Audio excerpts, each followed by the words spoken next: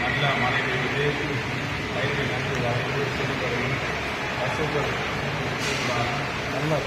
நாட்டில் அனைத்து அமைதி நிலவி நாட்டு மக்கள் குடித்துடன் இருப்பார்கள்.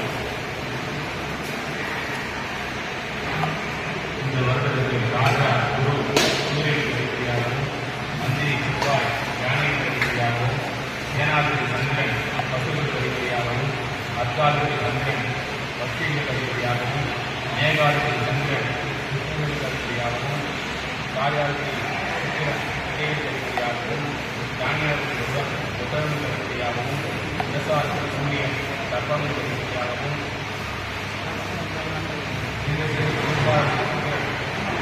வயதுபடுவதாகவும் பசுநாயக கருவியாகவும் இருப்பார்கள். இந்த வருடத்திற்குரிய நட்சத்திரங்களுக்கான பலன்கள்: நேசம், ருத்திகம், ஆதாயம் 11, விரயம் 5. ரிஷபம், துலாம், ஆதாயம் 5, விரயம் 3. மிதுனம், கன்னி, ஆதாயம் 8, விரயம் 2. கடகம், ஆதாயம் 8, விரயம் 2. சிம்மம், ஆதாயம் 5, விரயம் 5. தனுசு, மீனம், ஆதாயம் 14, விரயம் 3. மகரம், கும்பம், ஆதாயம் 2, விரயம் 8.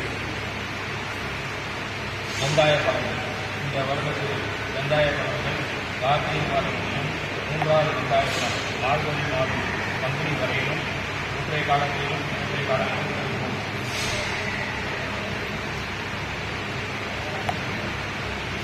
குருப்பெயர்ச்சி: இந்த வருடத்திற்கான குருப்பெயர்ச்சி 20/5/2026 செவ்வாய்க்கிழமை பகல் 11 முதல் கடகராசிக்கு பேசுகிறார்.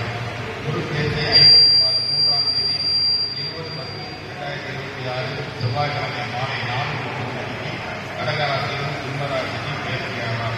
குரு பகவான் மார்கழி மாதம் 7ஆம் தேதி மீண்டும் வக்ரமாகி சிம்மராசிக்கும் கடகராசிக்கும் செல்கிறார்.